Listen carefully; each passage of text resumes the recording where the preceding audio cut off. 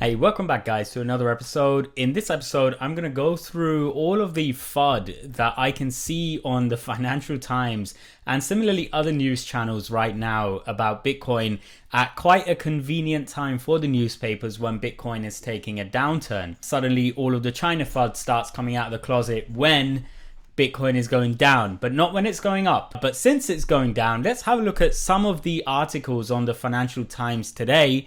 And let's do a bit of a critique of these articles. So the first article is this one. Chinese province sets up hotline to report suspected crypto miners. Now there's quite a lot of FUD around the topic of China banning Bitcoin mining and banning other things as well. I don't know what they're banning, but they're banning something every day. And if you want to gauge if China banning Bitcoin mining is a real problem, we can start having a look at where the Bitcoin nodes are for a start. You will notice that most of them are outside of China. Now, a lot of these nodes are behind firewalls. I understand that and I accept that. But you can see that the ones that are publicly available, that are publicly saying that they are nodes, at least are mostly based in the US or Europe. Mostly Europe if you add all of these up. So from a nodes angle, the China news doesn't seem to really be a problem. Now you do have to accept that a lot of these nodes are run by exchanges or Bitcoin businesses for their own convenience so that they can transmit their transactions straight to their own node first rather than having to rely on other nodes. But I think to get a more clear picture, we do need to look at where all of the mining energy is being allocated.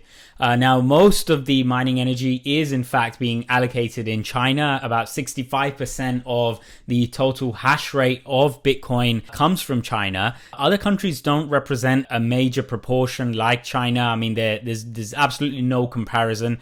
It looks like China is 10 times ahead of the US in terms of hash power. And that, yeah, definitely is a problem. How has this changed since the past year?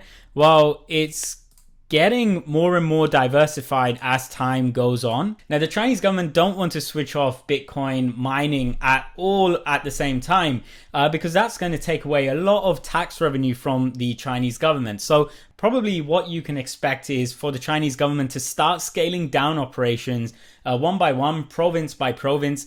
As today you saw, it's the northern province that announced that it's going to crack down on its Bitcoin mining. When there is more Bitcoin to be won, other countries will start stepping up their operations. You can definitely expect that. And there's adjustments built into the Bitcoin network that allow for these sort of things. So even if you take away half of the network, yeah, sure, it will suffer for a brief moment, a few weeks to months potentially, but it will recover, as we have seen in the past when China has banned Bitcoin. Now, you can go on to Google News and look for China Bitcoin ban, and I've added in a 2017 to 2021 range here.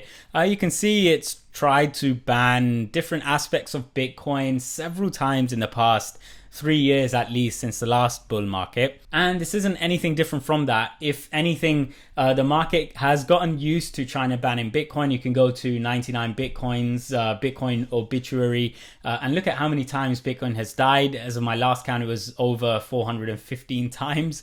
So it basically means nothing at all. Now, the other article that I wanted to talk about is Bitcoin's growing energy problem. It's a daily currency. So a lot more people do accept that Bitcoin's energy problem is a real problem when it comes to, reaching environmental targets and carbon footprints and all of that stuff. If you don't understand how Bitcoin mining works, then the Financial Times have provided a very, very simplistic diagram. I actually find the white paper more easy to understand than this.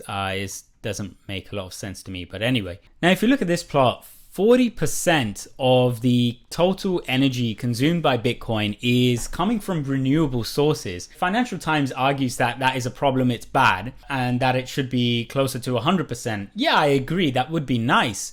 But actually, when we look at the international consumption of energy, only around 11% of global energy comes from renewable sources.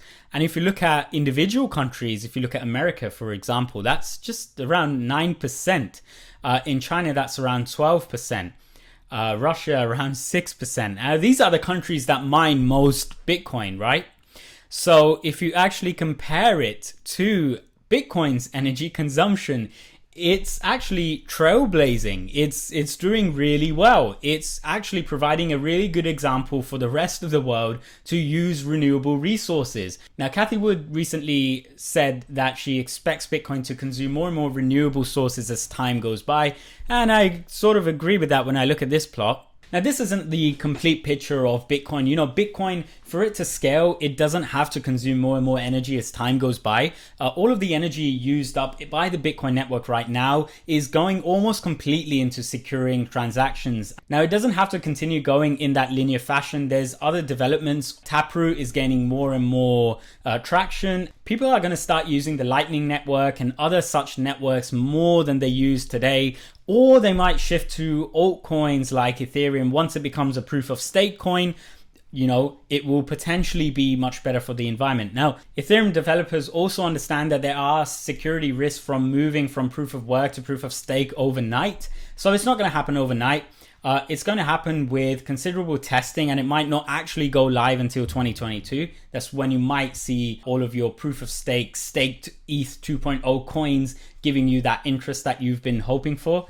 So until then, this is a problem, but a problem that needs to be solved through great minds coming together and thinking about better solutions for layer 2 technologies, or through people realizing that they never have to convert their Bitcoin into fiat currency again and just not making any transaction. Any of those scenarios will potentially lead to a lessening of the stress that's on the Bitcoin network to provide all of the transactions for everyone. I will predict that as we start coming out of this bull market and go into a bear market, it might be 3 months from now, it might be tomorrow, it might be 6 months from now. But as that happens, I predict that there's going to be more articles criticizing Bitcoin, criticizing how Bitcoin uses so much energy. You will start seeing all of that from newspapers and potentially the Fed and the US government and the UK government and other governments as soon as most companies have already made their profits. Now,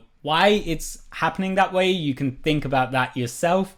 I'll leave that for another video. If you found value in this episode, make sure you hit the like button and subscribe to this channel for more such interesting news about Bitcoin and the rest of the financial world in the future. See you soon. Bye.